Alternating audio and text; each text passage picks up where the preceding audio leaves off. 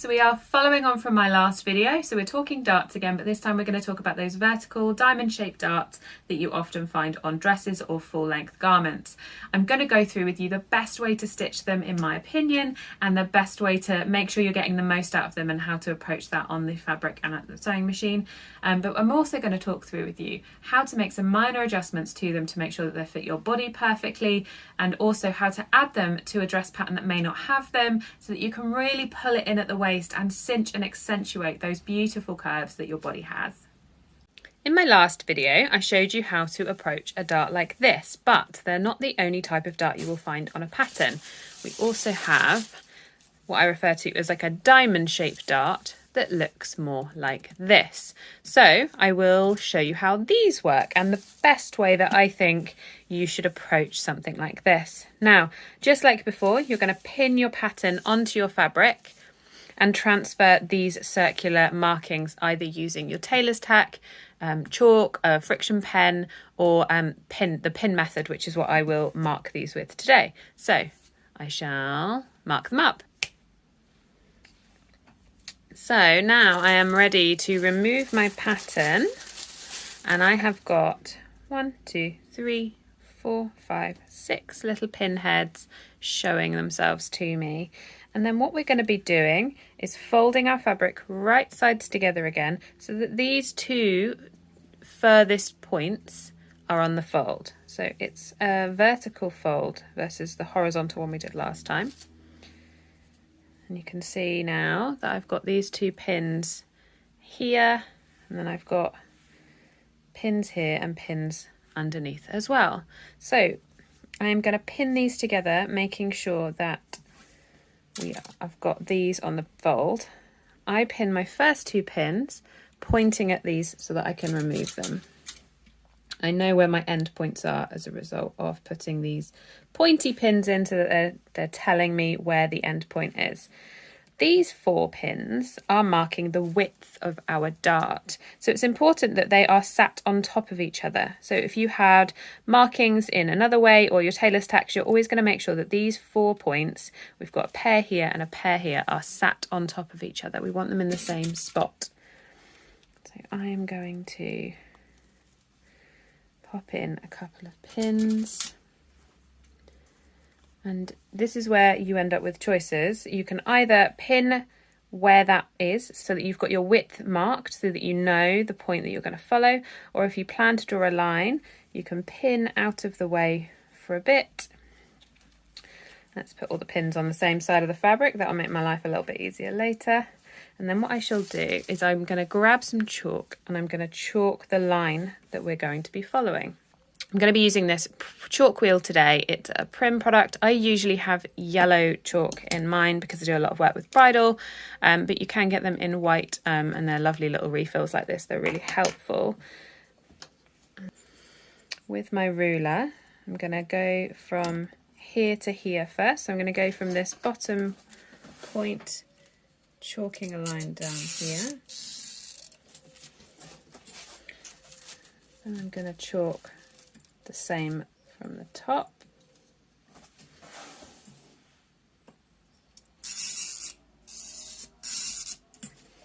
And then these two will get joined up in the middle.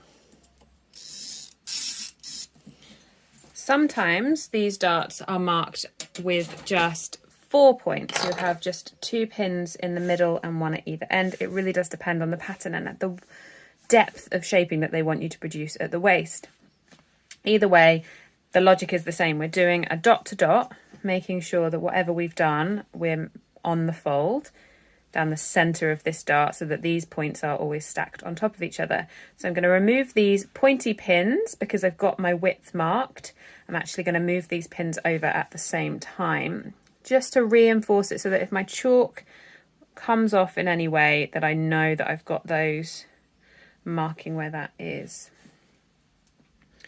These darts, you will more often than not find them vertically on a garment. The idea being is that we're starting off small at the bust, we're shaping in more at the waist, and then we're coming out again for the hip line. So we're creating that lovely shaping that's going to really pull your waist in.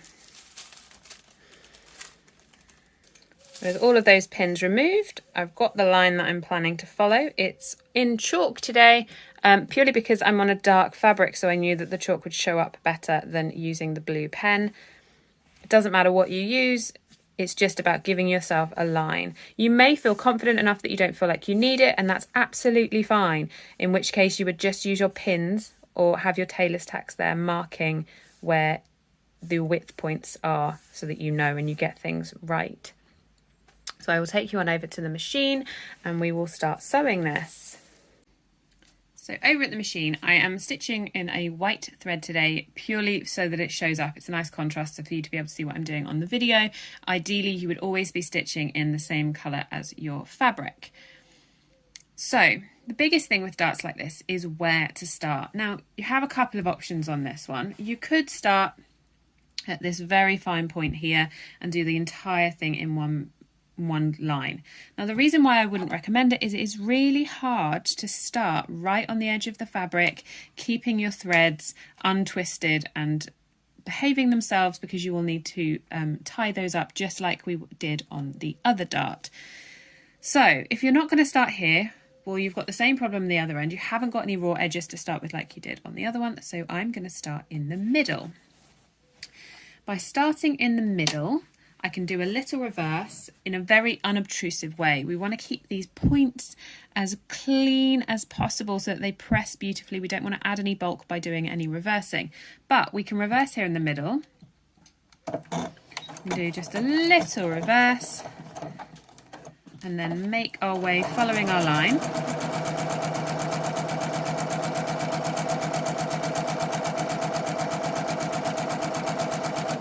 And then we can give ourselves the same control that we did with the last one, going really controlled until we reach our final pin. I'm right on the fold, and then I can pull it off, leaving myself some threads to do my 3 knots with.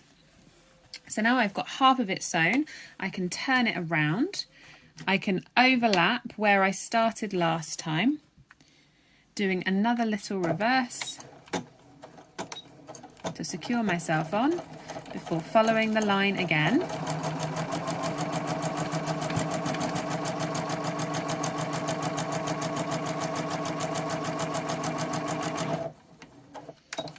Before giving myself that control again to get myself right on that fold, right on my pinpoint, really beautifully accurately.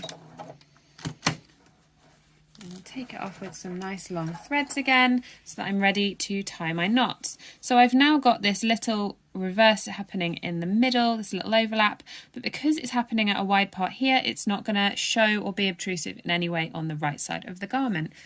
So these threads can all just be cut off. I'm going to tie my knots at both ends and then I'm ready to press. So here is the dart before pressing. You can see that reversing has done absolutely nothing in the middle here, but we've got these lovely crisp controlled points where we want them. So I will give that a press and be right back. So here we have our beautiful dart crisply sewn in. The ends just flatten out into the rest of the garment and the middle is pulling that waist in beautifully as we'd expect. Now, because it is a vertical dart, we would be pressing it towards our centre. So if it's on the back of your garment, you will be pressing it towards your centre back. If it's on the front, you'll be pressing towards your centre front. Either way, we're always pressing them inwards to get the best possible finish. So there are 2 other things that I'd like to talk to you about with these darts. The first thing is making sure that it's fitting your body. So you can see here, because it's beautifully marked on this pattern, the waistline is sat approximately around the midpoint of this dart. And that's because, as I say, we're trying to pull it in for the waist. But if your waist doesn't sit here, if your waist sits higher or lower, you're going to need to adjust this dart. And it's a really easy thing to do. Now, there are 2 different options for this. One, you can slide the entire dart down. That will depend on where the rest of your dimensions sit.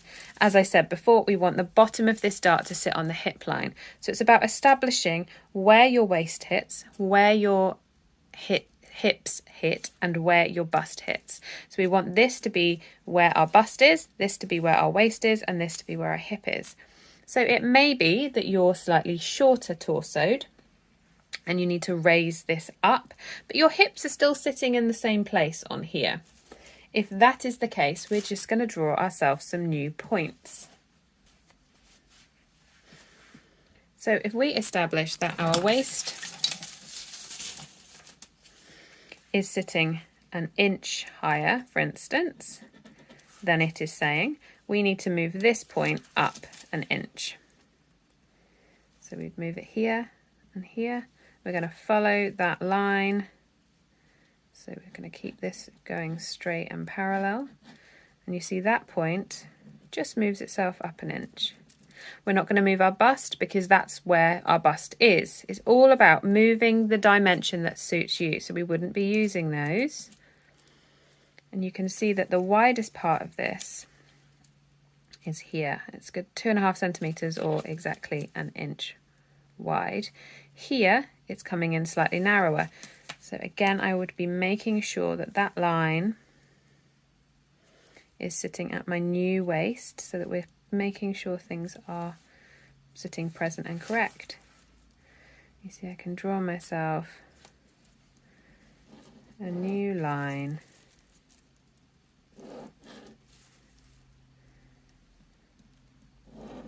to follow.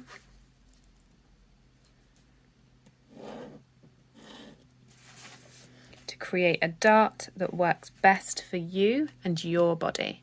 So don't be afraid to move these around and manipulate them based on where your waist, your bust and your hips are sitting. So the other reason it is really good to know about these sorts of darts is when your pattern doesn't have them. Now it may be that you make yourself a dress, you try it on, and it just doesn't fit right on the waist. It just feels really baggy and you can't figure out how best to pull it in. And instinctively, what people will do is that they will take it in at the side seams and give it a good pinch. But what it's going to do is it's going to make it quite stark on the garment when you're wearing it, and you're going to feel like it really hits at the waist just on the sides, and you might still have some bagginess at the front. So we're going to add these darts. Now you can do it to the front, and that will pull them in, but it will also emphasize a tummy, and it depends on whether or not you're happy with that happening. What some people like is a dress that fits at the waist but isn't clinging to their stomach, and so then we will add them to the back. It's a really great way of just pulling it in at the back, removing some of that bagginess in a really subtle way. Most of us go in at the small of our back anyway, so it's just going to really help with that. When that's the case, what we're going to be doing, as you can see here on this pattern, the waistline is marked again. So I can establish if, for instance, I knew that it was, say, 2 inches too big on the waist, I would be making 1 inch darts, because whatever I'm doing, we're doing symmetrically, so it's going to appear on this side and on the other side of my back. And I'm going to mark that 1 inch point, or 2.5 centimeters, on my waistline. We're going to create one of the 4-point darts that I told you quite often happens. Now, if we head down here, you can see that the pattern is going out for the hip. So I know that the hip line is happening around where this double line here for lengthening and shortening is. So I will take my ruler, lay it on, find myself a nice vertical. You can measure from here to here. This has got a set square in it, so I can get that without having to. And I'm going to mark myself the center point along here. And down here, we're going to mark our bottom of our dart. So these are our points. Up the top, we want it to end approximately where our bust is. So you can see we're coming out and we're reaching the bottom of the armhole here. So it would usually be that the bust sits about an inch below where the armhole is sitting. So I'm going to approximate that because it doesn't need to be super exact. It's just about creating an end point. And then I can join these up.